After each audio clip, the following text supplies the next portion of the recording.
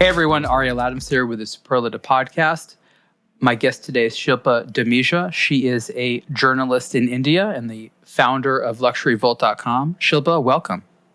Thank you so much, Ariel, for having me on aBlogtoWatch podcast. Super excited to be here. We've had some really good discussions at the times we've met, often in Switzerland, where we come from our respective markets to the sort of home base. And it's sort of an interesting thing where we are both very passionate not only about the watch industry, but our own country. And when we meet in Switzerland, it's just sort of this funny, it's not neutral territory, even though Switzerland calls it neutral territory. It's like the motherland of watches, because I just realized that we've never met in either of our markets. Like I've never, visited you in the India market. You've never visited me in the American market. We've only met in a third market, right? Yes. And yes, I that's true. And I mean, of course, you're most welcome to come to India. I'll take you to all the top watch shops, get you all the discounts that you want on watches. And what's amazing is that in India, watches are set to get cheaper because between India and Switzerland, a new free trade agreement has been signed. It was signed quite recently, actually in March, in which we currently impose 20% duties on the import of Swiss watches. That will be brought down to zero over a period of 7 years. Of course, there are a few more complexities involved. It won't start right away. But when that happens, or even before that, you're welcome to come to India and do your watch shopping. So yeah. That'd be good for the Indian economy, right? If Absolutely. It became a destination for buying watches. For many years, obviously it's a much smaller territory, but Hong Kong enjoyed watch shopping tourism. People would travel there just to buy watches because they were a good price. Are you saying that that's something that foreseeably could happen in India? Well, it's possible, but I think that also involves promotion of India as a hot tourist destination, which it already is. But there's a lot more that we can do. But of course, as the prices are brought down, and of course, if the prices are passed on to the end consumer, then prices in India will come down. And I don't see why India can't be the next Hong Kong for watches. Preferably, of course, bringing people from around the world. Right now, if you look at Japan, with the yen, valuation going down, and of course, the yen not appreciating with the speed that, of course, people in Japan were hoping for, Japan's become a hot destination for buyers from around the world and not just Asia. But in India, of course, there'll be the prices when they're brought down, there will be consistency in India being a potential hotspot for luxury buyers, especially watches. I know that India is a truly massive market in, much the same way that China is a massive market or the United States is a massive market. And there are an enormous amount of Indian people, both in India and outside of India, working in the watch industry. But would you describe as the watch industry within India as being well developed? And what I mean by that is distribution for foreign models, service centers, things for, connoisseurs and collectors. How well developed is all that in India, in your opinion? I feel it's developed pretty well in the past, specifically in the past 1 decade. So to begin with, we had the formation of Ethos Watches, which is right now the largest watch retailer in India. They have 40 plus stores, and they started their business somewhere around 2003. Sorry, just let me double check this. Yes, they launched in 2003. And then, of course, we have a lot of other retailers too. We have Kapoor Watches, Johnson Watch Company. There is the Art of Time in Mumbai. So we have a lot of retailers who are very well connected to the local consumer base. And we've also seen a lot of brands opening their boutiques in India. We're seeing new boutiques open every year, which wasn't the case some time ago. Of course, service centers, there aren't too many, but just enough. Of course, there is too much load on them, and a lot of the watches have to be exported out of India for repair work and so on. So that development will happen in the course of time. So particularly the watch market in India has grown, I think, quite notably in the last 2 decades, I would say. More specifically in the last 1 decade, because a lot of changes have happened in the consumer base, in the sense the spending power has increased, the knowledge base has increased, a lot of blog sites and even local retailers taking the effort to educate the local consumer base on watches. But to understand truly the watch market in India, I think we have to look at the bigger picture, which is the luxury industry as a whole in India. And just bring all of this in perspective, I'd like to mention that India currently is the fastest growing major economy of the world. Our GDP growth was 8.2% in financial year ending March 2024, overtaking China. And although, of course, we are the fastest growing major economy, however, our luxury market is not as big as China or even Japan for that matter. And it'll take us a lot of time to reach to that level where we can say that we are competing with China. So yes, that is happening. And then there are various reasons why India is seen as an important market. And it's not just because of the GDP growth. One thing I'd like to point out, though, however, about the GDP growth is that this year, the GDP growth was driven primarily by local consumption. And then also another important thing that I think matters to the luxury industry is that India has one of the largest youth population in the world. And according to latest figures, India has more than 50% of its population below the age of 25 and more than 65%, which is below the age of 35 years.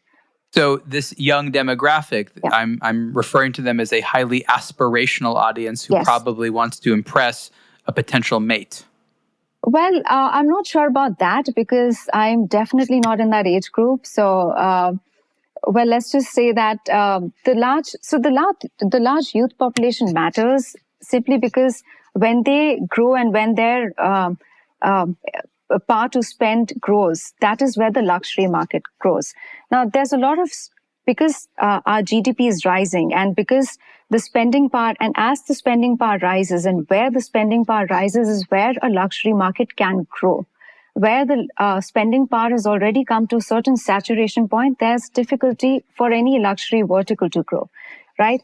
And you bring up a really important point here, and I want to talk about it because you're saying that, in your opinion, the growth of luxury in India is of an emerging high power middle class, as opposed to rich people who are just getting a little bit richer or even a lot bit richer.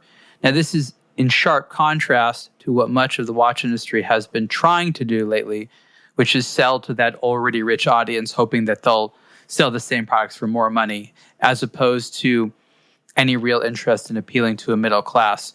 So I think I just want to point out that I agree with you that that's a healthier way, but do you agree that's somewhat in contrast to where many, not all, but many luxury watch brands have been aiming right now? Well, I feel the reason they're aiming at the ultra high net wealth audience is because that audience has not stopped spending despite the economic conditions around the world. And that is why perhaps they are concentrating on that. What's interesting about India is that India has all segments of these economic brackets. So, for example, Mumbai has more billionaires than Paris. And we have just 2 luxury malls in Mumbai. And that's something that a lot of the CEOs that I've interviewed, so I write for publications in China, Switzerland, and India. And when I interview CEOs about various markets, they always complain to me about the fact that we don't have enough luxury malls in India. But you see, that's what's interesting about India. So as we talk about India charting its own growth graph, in the luxury market, India is going to be a market like no other market. It's not going to be the next China. It's not going to be the next Japan. It's not going to be the next Middle East or the US, because India has a rich history of luxury. Now, this is, I feel that when one tries to understand India as a luxury market, that includes, of course, watches as a very important vertical. It's important to understand a little bit about, India's history. So I don't know if you know this, but up until the 17th century, India was the richest nation in the world. We had ultra high net wealth individuals long before anybody else did. We had the big diamonds. Cartiers would make the big diamond jewels for Indian Maharajas, as we be well aware of. We've read them in the books, so many blogs out there about that. And back then, nearly a quarter of the world's economic output came from India. But when the British invaded our country, so say in the 17th century, before the British arrived, India produce 23% of the world economy. And by the time the British left us, it was brought down to 4%. So you see what happened. We have to build a lot of what we had. And, we had natural resources. We had beautiful businesses happening. The trade businesses were doing really well. But what happened, after the British left us with just 4% of world economy coming from India, was that we had to build a lot of it from scratch. But what I want to point out is that when India was a rich nation, what happens in a rich nation is that arts and culture tend to thrive, and each dynasty that ruled India promoted various art forms. We all know of Kashmir, the popular Kashmiri wool. That a lot of that came from India. Even diamonds, some of the world's best diamonds came from India. We had the natural resources. In fact, even to date, 90% of the world's diamonds are cut and polished in India. And if the Ambani wedding, I'm sure everybody's seen the pictures from the Ambani wedding. You've seen those big jewels and all of that, I think majority of the jewelry that the Ambani family wore was made in India. So we have a history of understanding art, understanding luxury, consuming luxury. And I think this is what makes India a very different market, because we can appreciate art and we've had a history of being able to appreciate art. So I think that makes a difference when any luxury brand comes to India to sell luxury to us. They need to be aware of that, I think. Do you think that luxury brands come into markets like India and others and assume that the mentality is more primitive? Because yes. I found it fascinating for you to sort of recap some of the milestones of Indian history. I of course, as a fan of history, I love studying everything about India. Some incredible world-changing things, many, many incredible world-changing things came from India. But you're almost defending it as though other people have a wrong idea. Yes, and they do. Often, again, the CEOs or the senior managers I've interviewed, they have this other complaint that why do Indians ask for discount? And whenever I discuss, why do they always ask for a discount? Because they're smart, exactly. The other day, I was interviewing Mr. Sabu of Ethos Watches and KDDL, very fine gentleman and, very well-versed with the watch industry. And I asked him the same question. He said, that's because we know how to ask for discounts and we welcome Europeans to India and we will teach them how to ask for discounts. Why don't they ask for discounts? So yes, I think that is one complaint that a lot of the foreign brands have. Two, they also expect India to be a lot like China in the sense of being brand aware.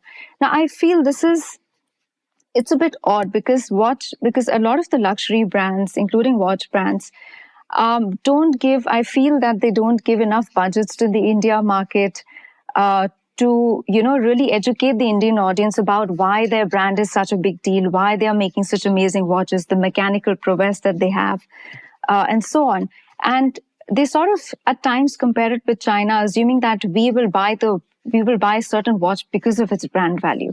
However, we as Indians, because we have really incubated various art forms through centuries, we are not really a price-sensitive market. What I would correctly like to point out is that we are a value-conscious country and a value-conscious market. We want the right buck for, whatever it is that you're selling us at a high price. We want to know why you're selling it at a high price. So that is going to be a very different experience. I think a lot of luxury brands have already experienced that, selling to India is very different to selling the same product to China, Middle East, or the US. So I got to point something out. And first of all, thank you for sharing all that. I think that many other countries have had the same experience with the Europeans, where the Europeans treat them like primitive cultures that don't know the first thing about a finely made object, or aesthetic. And I think part of the reality is it's actually many of the Europeans who themselves are quite sheltered and don't recognize what other cultures know. They're sort of taught that, you come from the most elevated culture that there is. Everyone just wants to reach your level of excellence. You are an ambassador of good taste and manners. And that's sort of the air with which they walk. We have it in the United States as well. Mm-hmm. I think the reality is that if you are a luxury company, you want consumers to be less aware of the competition because you find that maybe that's easier. So I think they're somewhat threatened by an educated consumer base, and they seek uneducated consumers because that makes them feel that they'll, I don't know, get away with having a lower value proposition for longer. So I've seen that they very frequently dismiss the sophistication of consumers and markets, but also secretly hope that consumers are not as smart as they are. Yes, and I feel that with the new generation being their target audience and with the amount of information available everywhere, and the way people are connected now, I think it is important to focus on what really matters. And there are a lot of brands who still continue to do that. I feel, concentrate on the quality, the savoir-faire, the know-how, as they like to call it. And I think that is what will trickle down, what all of this will trickle down to at the end of the day. So brand value, yes, it matters, but I think it's important when I feel, inclusivity, for me, the definition of inclusivity is when you enter a new market and you want to call yourself a global brand, it is very important that you learn about the local culture, learn about how to respect your local consumers, because for me, that is what inclusivity means. That is what a global brand means. So let me continue to be the cynic here. And I would say, yes, you're right. But the people in the cities and areas where the luxury brands are located who have that level of wanting to do their homework and do well end up being pulled into other industries that are a little bit more directly able to be successful. Pharmaceuticals, finance, some type of other precision engineering. The story in Switzerland is that while there's some exceptional people in the watch industry, at least on the business side, not necessarily on the manufacturing side, it attracts pretty mediocre people because, again, the good ones go to other industries that are a little bit more popular and maybe a little bit more sexy from a career perspective. So you're right, but you're asking people who don't have the best reputation for being like the brightest in the class to be like, A+ students. Do you know what I mean? Yeah.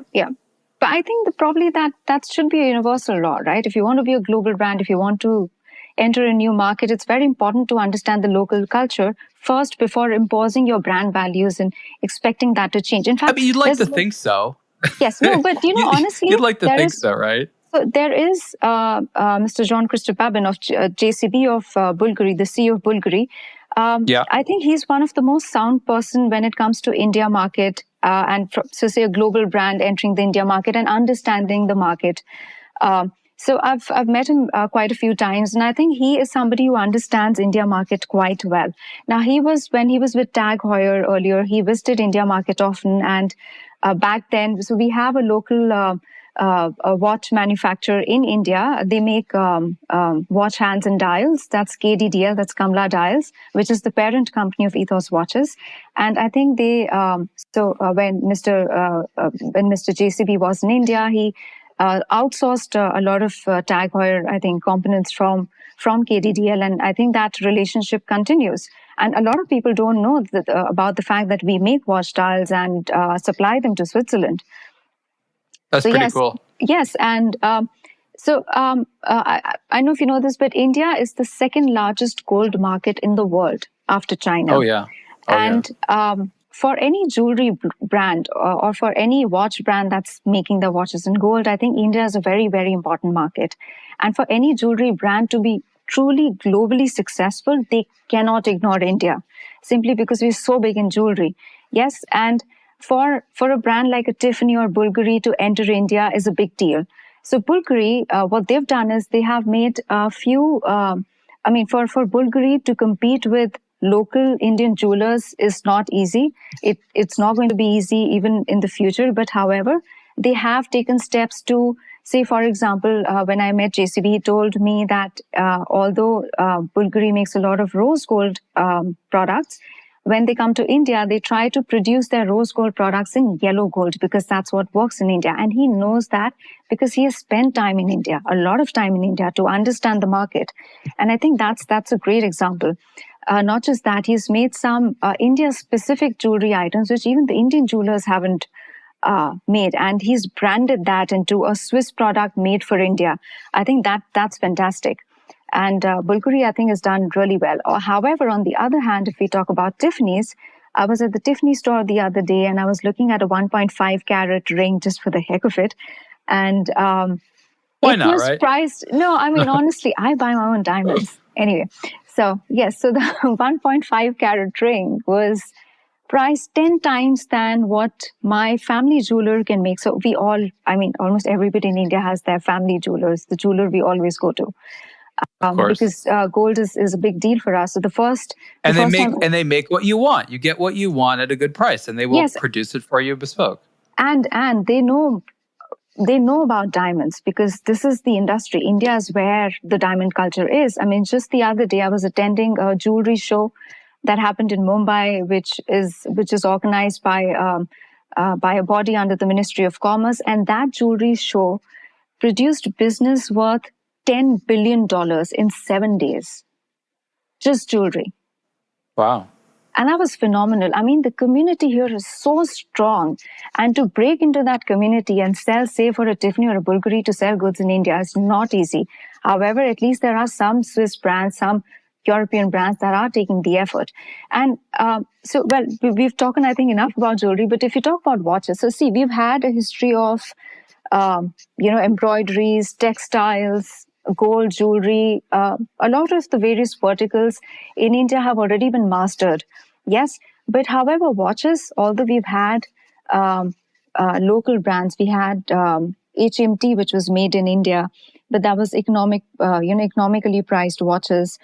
We've not had a brand that's made in India and is absolute luxury brand for watches.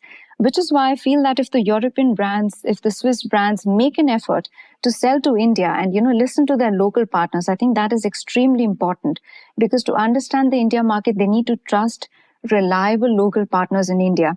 I think they can really make a mark. And India right now is on number 22 spot in the list, in the FHH list, which basically is a list of which are the topmost countries to which Switzerland exports its watches to. And India is on number 22. So I think last year we imported about 200 million Swiss francs worth of watches. But I think that number can really rise. And because we don't have luxury homegrown watch brands yet, the high-end ones. I think that. Let me ask you about that. There's comparing to China. Mm-hmm. If you ask a lot of people in the luxury industry if people have at least traditionally wanted luxury goods in China, made in China, that would seem somewhat antithetical to the concept. And there was a specific demand for European or foreign-made goods as being luxury goods.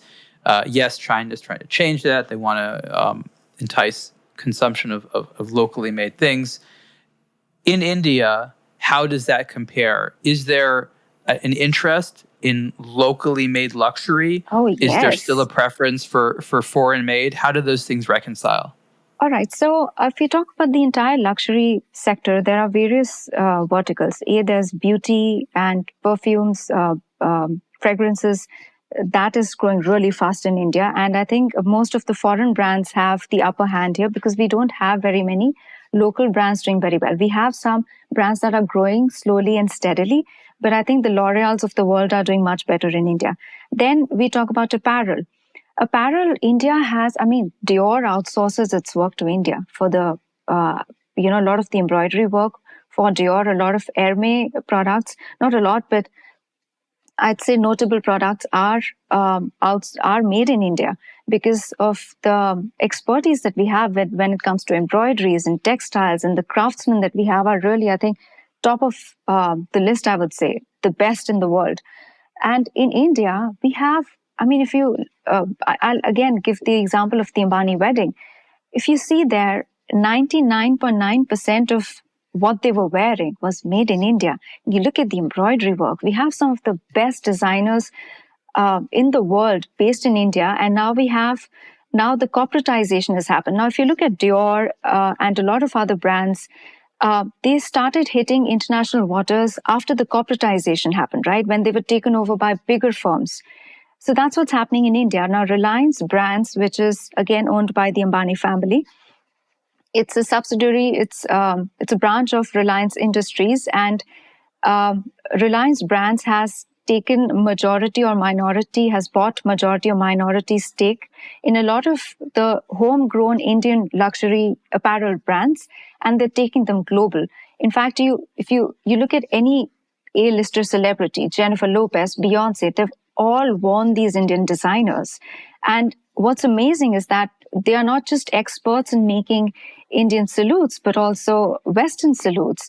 I mean, we've had people, the Oscars red carpet and Emmys and Grammys, everyone's wearing Indian designers. There's Gaurav Gupta, there's Rahul Mishra, Manish Malhotra, you name them. And Zendaya, everyone's worn these designers. So that, and then when it comes to jewelry, of course, it's no secret that Indian jewelers do really well. In fact, we have some of the top jewelers in the world based in India. But however, when it comes to watches, we have a few micro brands, but no brands that can compete, say, with a Rolex, Omega. I don't think anybody can compete with a Rolex, but Rolex, Omega, or the other big Swiss watch brands, which is why I feel that because we don't have a history of making luxury watches, I think Swiss watch brands have a lot of scope to grow in India because we are not really indexed towards local brands because there aren't very many. Thank you for all that. My thoughts go to one of the sort of ways that India likes or wants to do business with foreign firms. Mm-hmm. I'm not an expert on this, but my understanding is that India wants foreign firms to come in and work with local partners so that sort of everyone makes money. Yes. And with watches, I think an interesting take is to sort of really look back in history and say the watches will be made in Switzerland, but might be designed and marketed by people in India, of course, for the Indian market. And I think that's what you're saying, that there's this, not just one aesthetic, but many aesthetics, homegrown aesthetics that would lend themselves very well to luxury watches that simply aren't being considered. You're saying that to the designers in Europe, maybe the culture is just too foreign and they don't quite understand what would be nice. And that at the same time, they haven't necessarily trusted. There's been a little bit, but it's not very wide of trusting local design visionaries and creatives and artists with India. And it might be interesting to have that type of synergistic approach where, again, the Swiss are happy. They're using their factories, they're using their people, they're making their money. But the products feel more as though they are intended for an India market, which is in contrast to a China that, at least historically, hasn't overtly wanted watches that look like they were made for China. What was appealing is these appeared to be European goods wanted by Europeans. Yes. So in China, however, so I also write a bit about the Chinese market for publications that specialize in China market. So I have a little bit of knowledge on that front, if I may add. So to focus on, a Chinese watch audience, a lot of the Swiss watch brands, you'll notice, make special Chinese New Year watches. And for their special customers, they will add elements of Chinese culture. In fact, in China... You mean the Zodiac watches? Yes, they've been doing again and again and again every year without fail. Yes, and the few collectors that I've spoken to, they say that's appreciated mostly for corporate gifting, not so much by collectors per se.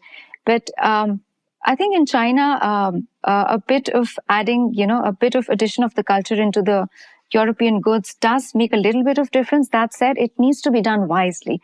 Just because dragon is a famous icon in China doesn't mean you add it to a watch and it'll sell. That's not how it works. But the thing was, the designer was clearly someone in Europe who probably never went to China. Yes, exactly. See, that's important. We are in such a well-connected world. I think it won't hurt to take the effort to visit the country, meet the local consumers, talk to them. And, whenever I go, I'm not selling any luxury goods. I'm just writing about them.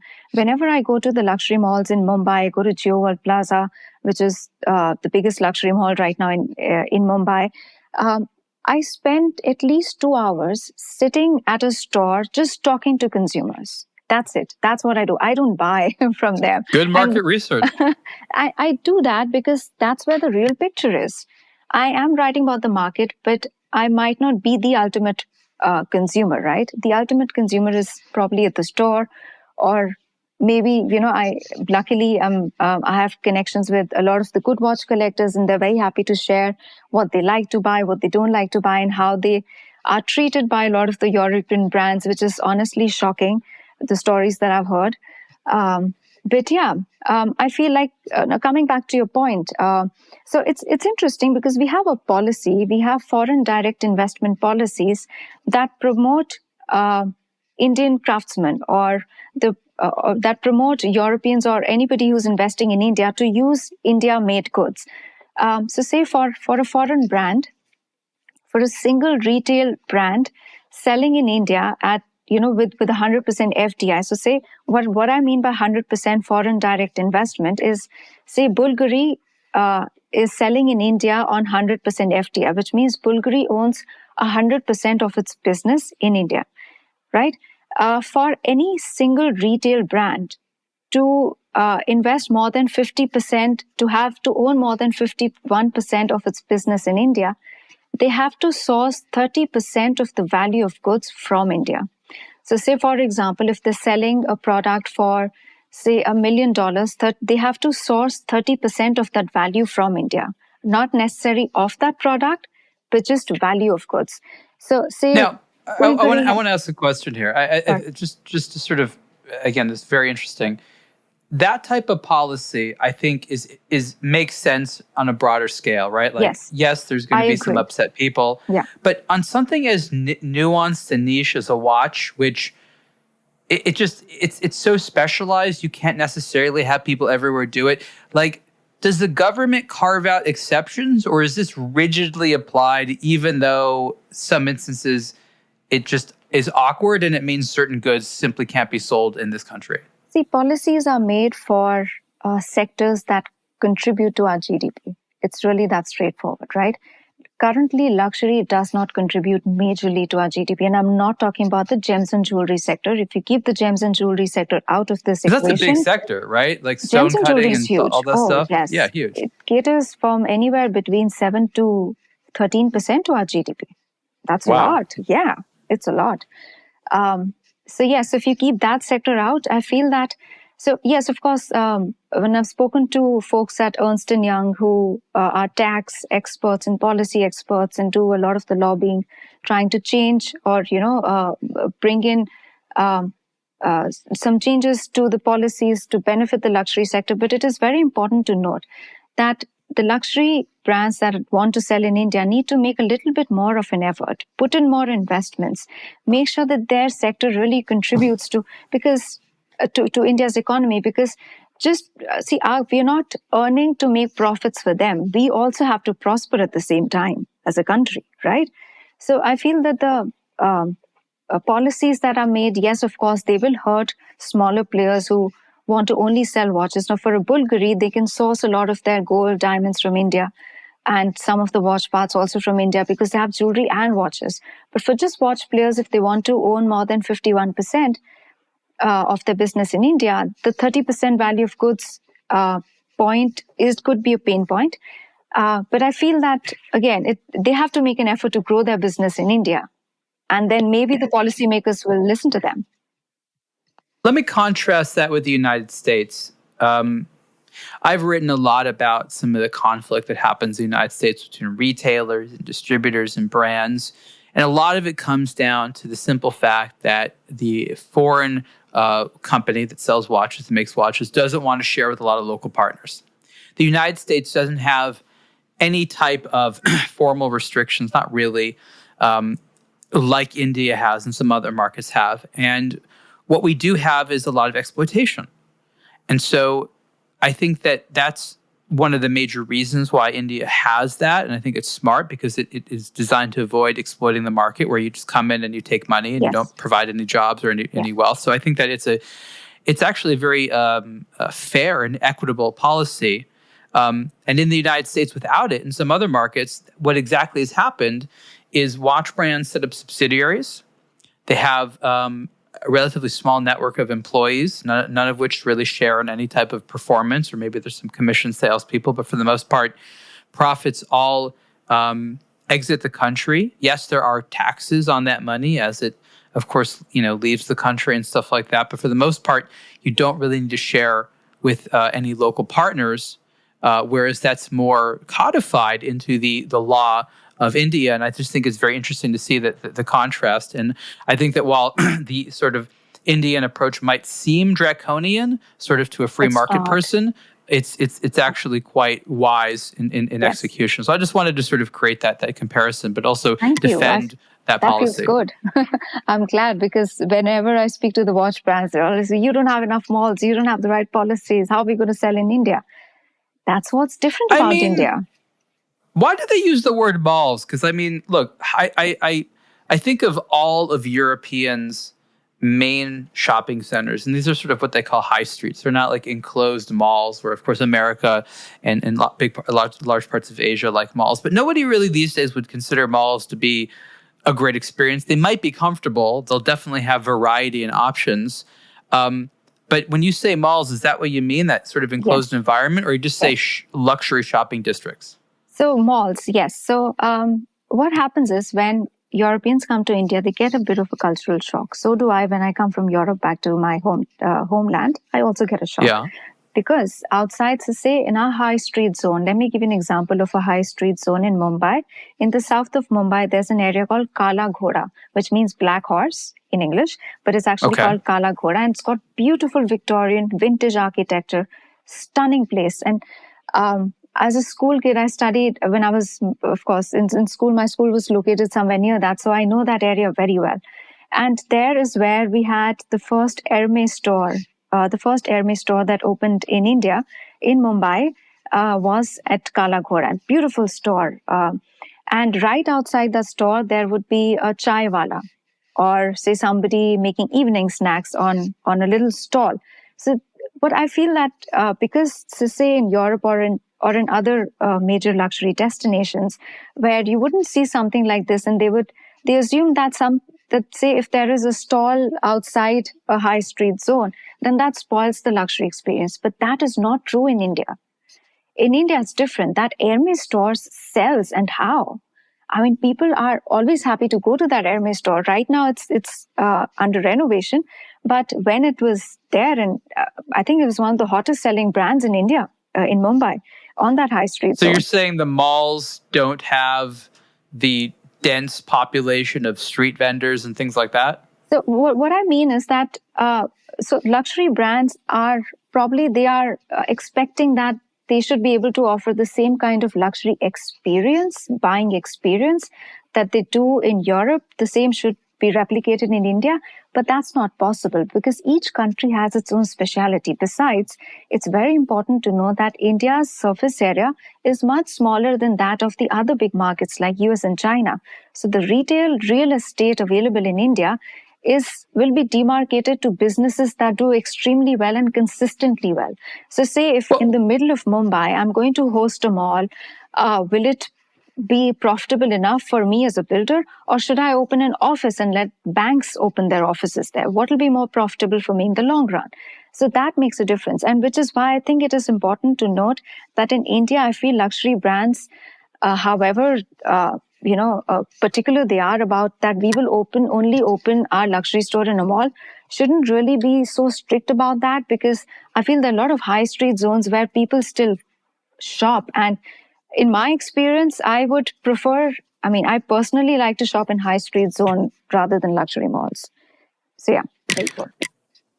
We have, again, a situation where a European manager has a sort of very linear idea of what a luxury shopping experience is supposed to be. And the funny thing is that that's more important to them than actual performance. And I think what you and I are both agreeing on would argue is that, you know what?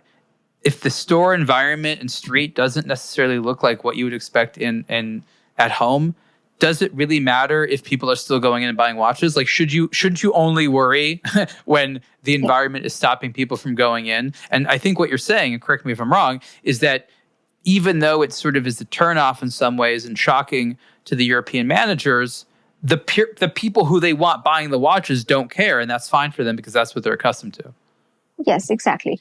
And I think that, which is why I'd like to repeat that it's very important for the European managed to spend time in India, not come, hop, stay for 2 days, do a couple of press interviews, and that's it. We visited the India market and we had a great experience. We loved the food.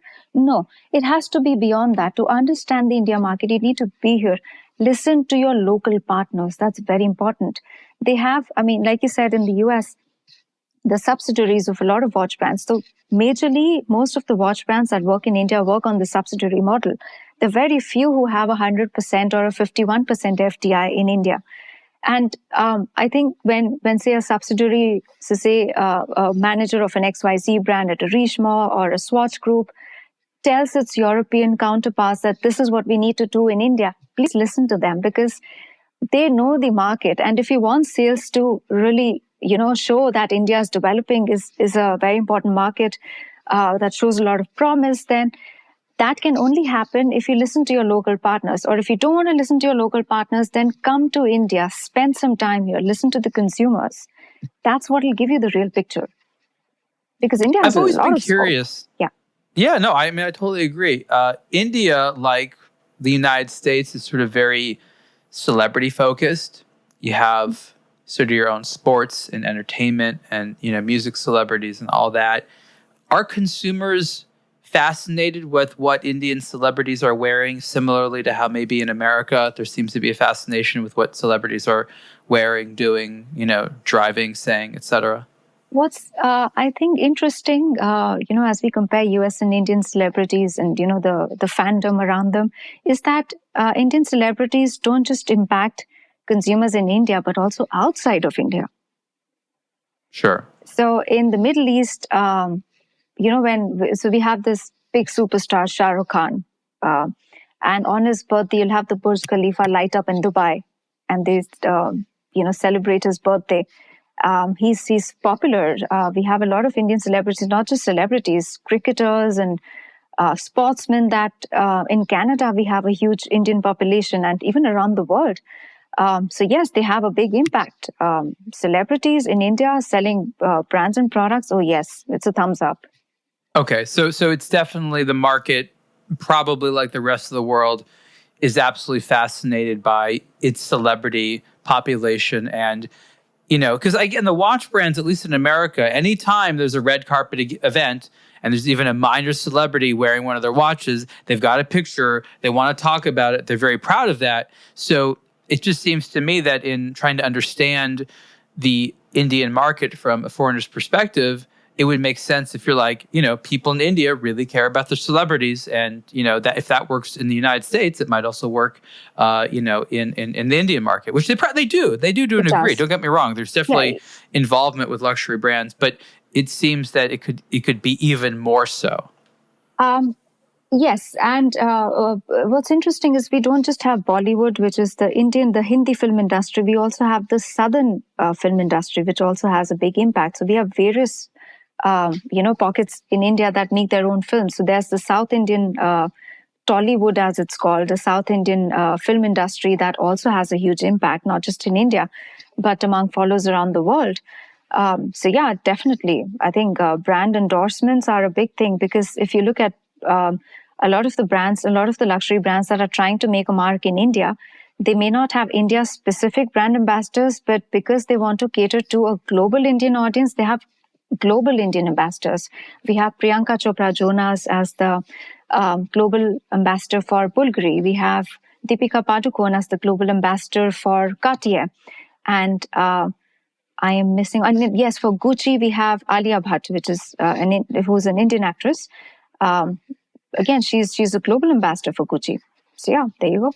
Are there particular brands, luxury watch brands, that you think do better in India than maybe in other markets, better than, the United States, Europe, or other parts of Asia, where they do the best in India? Well, right now I think is high time for is a great time for a lot of the bridge to luxury or premium brands. I don't know how you call them in the US, but brands like Rado. So just last year, the Rado head of the brand was in India, and he said India is the number one market for Rado, and it has outpaced China. So, but hasn't Rado been popular in India for several decades now? For several decades, but right now India is Rado's number one market. Also, Breitling, which has its watches priced in India between 3,600 to say 13,000 US dollars.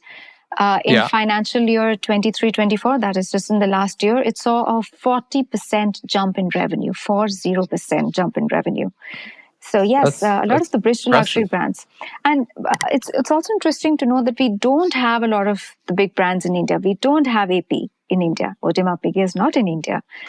We don't have Patek Philippe in India. We don't have Richard Mille. Piaget has only recently re-entered the market. Yeah, sorry, you were saying. No, I was going to joke, you're fine without them. There's plenty of other watches out there. See, I'm fine without either or, to be honest. So I've had the opportunity to speak to Mr. Thierry Stern about Patek Philippe entering India. And he's great to talk to always. And the last time I asked him, why is Patek not in India? And he said, anybody who wants to buy Patek in India can just fly to Dubai and buy it. So that was his answer. We talked about Hong Kong earlier. Obviously, that's changed now. But for a long time, my understanding was that if you were in India and you wanted to buy a nice watch, it was, you flew over to Hong Kong to do so. That was just the known thing to do.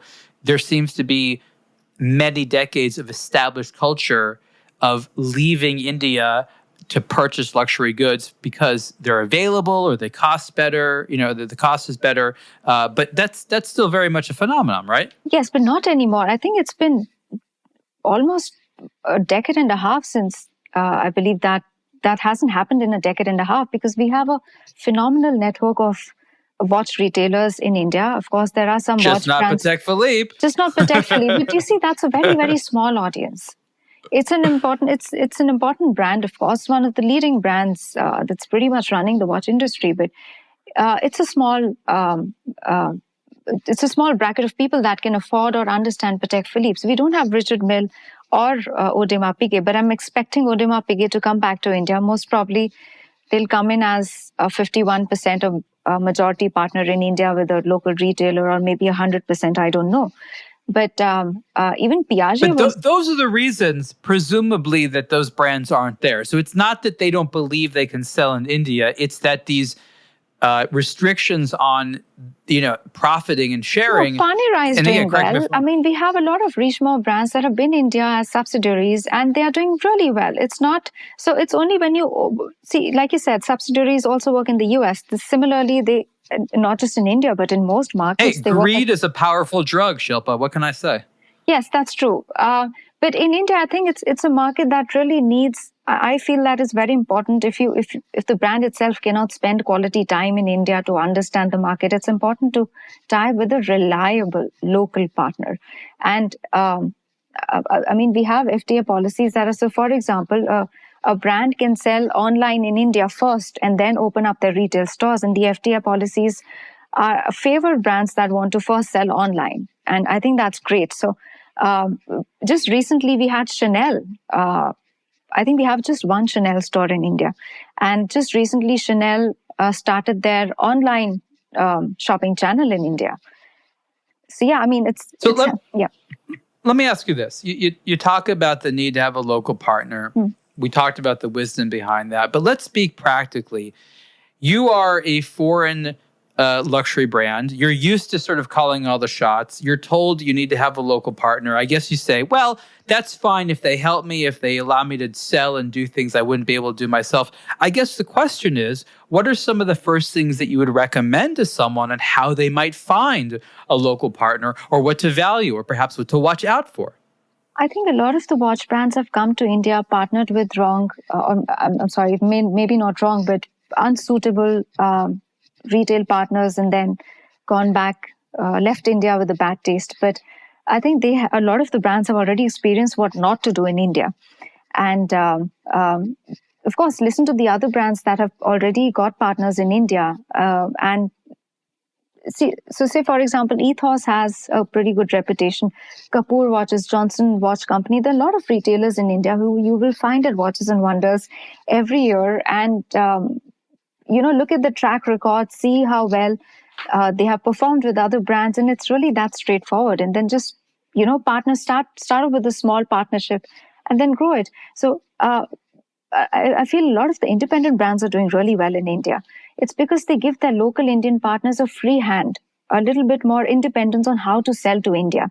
Jacob and Company has made quite a few special watches for Indian consumers already, and they've been in India barely 3 years, 2 years maybe. Moser that and, little. Yeah, and Moser and Sayre is doing pretty well. I hope I'm pronouncing that right. It's doing very well in India. A lot of a lot of the indie brands that give independence, I think that matters. This is what I've noticed speaking to the retailers in India and speaking to the brands when I come to Switzerland. What I've noticed is that they need to give a little freedom to their local partners to, sell in India, to sell to the local consumers. That I think is very important. In terms of price points, watches have gone up. Unfortunately so in a lot of ways. And I've written about how that's not particularly wise. Yeah. And I think you've hinted the fact that while there's a lot of growth to be had in India, brands need to come in with reasonable prices. They have to think about mainstream. Just sort of revisiting that, would you agree that it's the growing middle class or ripening middle class as opposed to the ultra elites that should be the primary target? Like that's where most of the growth is, in your opinion? Absolutely, yes. Not just in India, but also in China. I think any of the markets where luxury brands are hoping to grow, they need to focus a lot on the middle class that's growing. That's the middle class that's growing in capacity of being able to spend more. So I think yes, pricing is very important because I feel brands spend a lot of money in advertising, in creating that luxury experience, but this is something that they really need to be careful of. Just suddenly increasing prices, they're going to lose out on all the money they spent in acquiring a customer. Yes, so it's important to increase prices or bring in. It's not just increasing prices, but to maintain relationship in a developing market, it's very important to bring the right merchandise, I feel. The kind of watches they're sending to India. So if, say, an Indian retailer is saying that we want XYZ watches and we've had a demand for it for a few months, and then they say, oh, no, you'll get it after 5 years. I mean, that's it. You've just lost all the money you spent in acquiring a customer. So I think all of these factors that I feel that the watch industry is taking lightly should not be taken lightly. The watch prices and availability of watches, these two factors are very important to really complete the circle of a luxury experience of having a consumer that sticks to your brand. I totally agree. And I think that it's going to require several years of voices like yours and mine and other people advising watch brands that this culture of raising prices all the time is misguided, to say the least. And this idea that you're going to abandon the middle class or just assume that people are going to spend more for the same watch, again, is misguided and naive. And that more so, not less so, consumers who want watches are going to demand fairness in terms of the pricing, in terms of the service, and are going to want to be marketed to personally. They're going to expect that brands that are going to earn their money will spend the money and effort to communicate to them specifically as a demographic. And if you feel that a watch brand is not speaking to you, that just allows some other brand to speak to you. Yes. And I think that is going to be more typical of the future than other scenarios. I mean, you look at Breitling because, I think Breitling has a great country manager in India, and they have a great relationship with the retailers in India. And they have been able to have a 40% jump in revenue within 1 year. I think that's phenomenal. So what is it about the product? I agree that Breitling is in a good place product-wise. They have a lot of good stuff. What is it about their products that just speak to the Indian consumers? Is it something about, there's obviously a lot of gold that's offered. Yes. Where you want it. Is it classic, sport conservative looks? What is it about that brand and what they're doing right now which appeals? I know it's a big market, but how would you summarize it? I think it's a premium to a bridge to luxury brand with the right pricing, I think. Explain bridge to luxury, because I know what you mean, but I think a lot of people are not going to be familiar with that concept. So bridge to luxury would be a Michael Kors, would be a Rado or a Longines in the higher end. In India, I'd say Rado and Longines is also bridge to luxury. So you think Breitling is still within that bridge to luxury, even though they're in the bridge easily to over luxury 10,000? and luxury. So it's 3,600 USD to 13,000 USD. But I believe the 3,600 USD to the middle range, say about up to 8,000-9,000 USD is US dollar, is what really sells in India. And I think word of mouth really works, because if you're treated well by your brand, and I think that makes a lot of difference. So I've had a lot of quite a few Indian consumers who've gone to Switzerland and tried to buy watches that are not available in India, and they come back saying that we had a bad experience, we were not treated well, or we were not treated with respect. I mean, come on, this is a global world. What's wrong with brands knowing? But this is the thing, consumers in every place have the same complaints.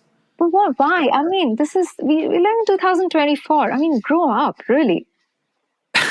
Seriously. But this is you have to have limited expectations of salespeople who have limited experience. I mean, at the end of the day, these are not exactly the most highly... Snobbery is so passé, and humility is the new luxury.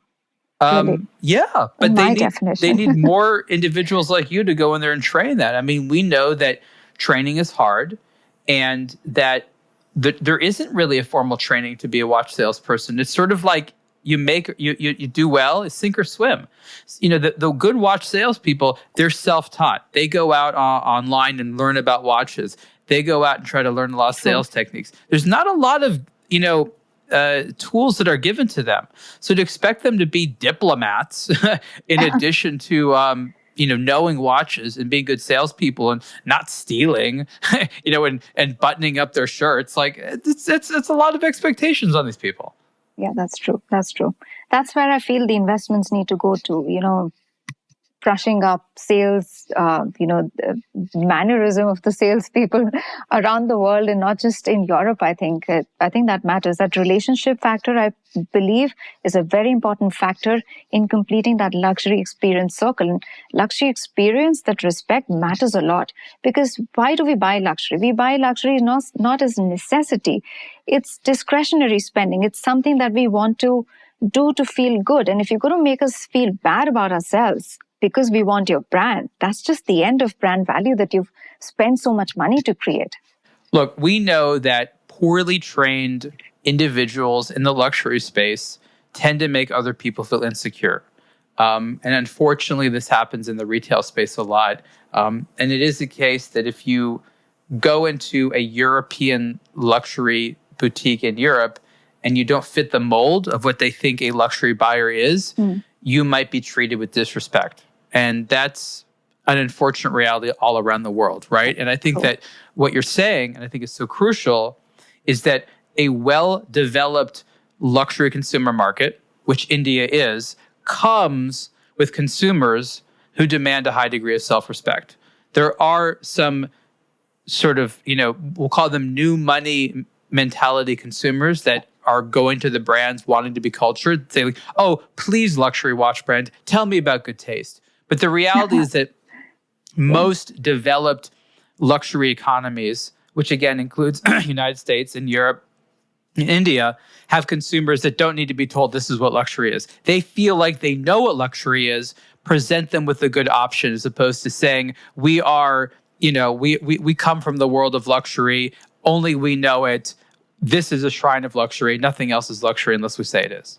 That's true. And one thing I've noticed is from, I make sure I spend a lot of time in the last 2 weeks, I have spent 2 hours at every watch brand's showroom or boutique when I was in Mumbai recently. And what I noticed was, of course, I gathered a little bit of data on how each store was performing. And the best performing store is where I felt most comfortable in. Incidentally, Hermès does really well, I believe, at the luxury mall in Mumbai. And that's where I felt most welcome in. I think that it really... What was comfortable about it? People were warm. They were not judgmental. I particularly chose a not very attractive handbag when I walked in, when I was wearing this handbag and walked into the Hermès store. You're going deep undercover. I am. And I was wearing distressed jeans, and I walked in and I was like, let's see how they treat me. And I was treated not so nicely by one of the brands. And I straight away called up the brand India head and I was like, so this happened.